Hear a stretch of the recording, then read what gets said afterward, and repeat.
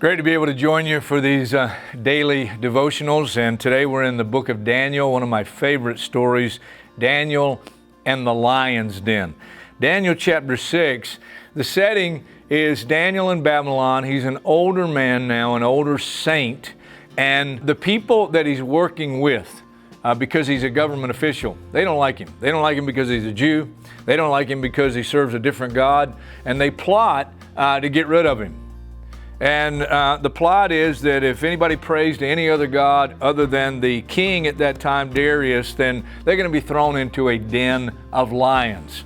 Well, it works. The decree is published that anybody who prays to any other god, you're going to be thrown into the den of lions. And here's what the record tells us.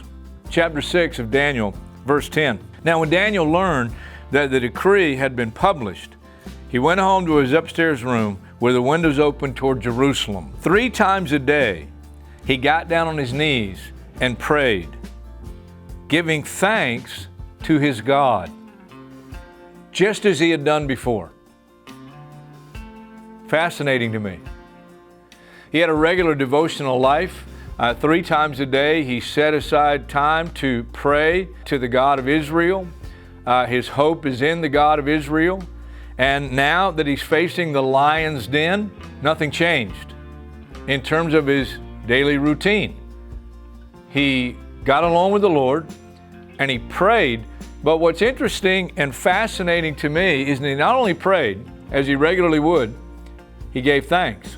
What are you giving thanks for, knowing that you're facing death? You're headed into the den of lions.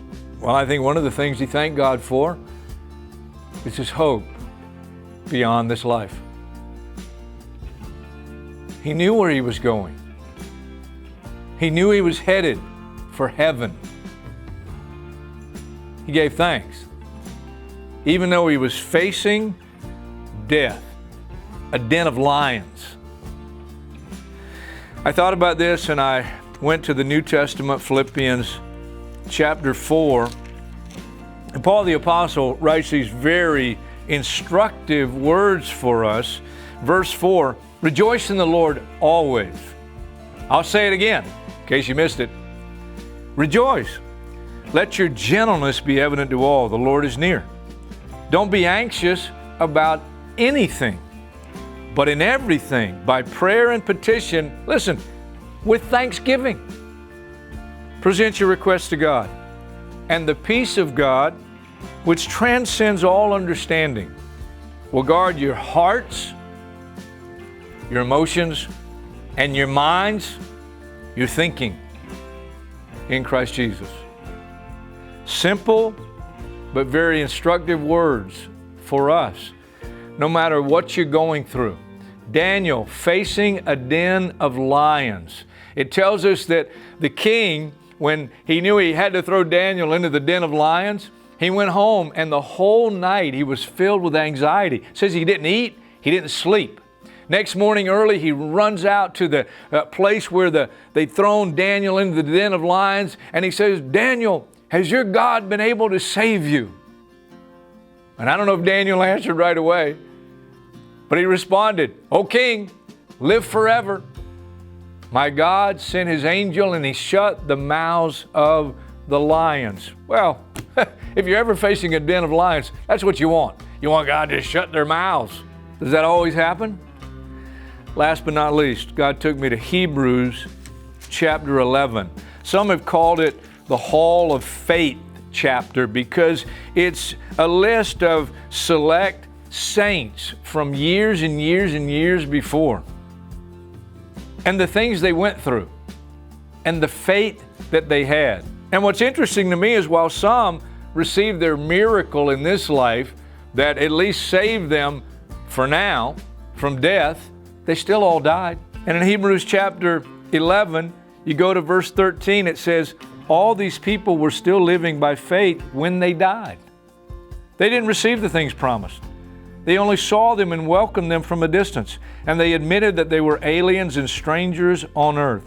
People who say such things show that they're looking for a country of their own. If they'd been thinking of the country they left before they meant to follow God by faith, they would have had opportunity to return. Instead, they were longing for a better country a heavenly one. That's where our hope is. That's where Daniel's hope was. Hebrews 11 closes out this way, verse 39. These were all commended for their faith, yet none of them received what had been promised. God had planned something better for us so that only together with us would they be made perfect. One of the things this coronavirus situation has reminded me of is this world is not my home. I don't like my life interrupted. I don't like being able to go and do some of the things I normally enjoy. I don't like not being able to go with friends out to a restaurant and sit down and have a meal together. I don't like hearing about people dying. Just texting one of my pastor friends, he pastors a church up in New Jersey, and he said he's lost 4 people in his congregation to the coronavirus. But you know what's worse for him?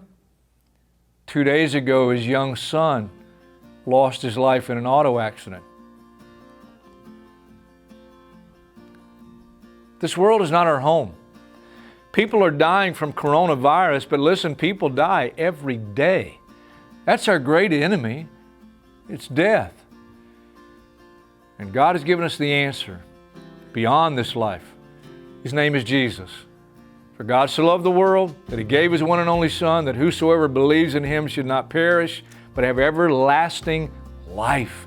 Everlasting life. How could Daniel pray 3 times a day, knowing that he's facing a den of lions, and in that prayer give thanks? He gave thanks, I have no doubt, because he knew where he was headed.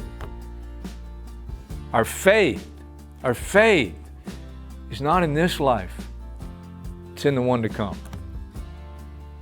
Do I want God to do miracles? Of course. Do I want to see people healed of this coronavirus? Absolutely. But whether it's the coronavirus or the auto accident or whatever it is, for the Christian, our hope is not in this world. I pray that encourages you. I pray that as you pray, God would fill you daily with His supernatural peace, and that in times of anxiety, your anxiety would be replaced by the peace of God, which passes all understanding, as we continue to seek the Lord through this very difficult time. God bless you. See you next time. Have a great day.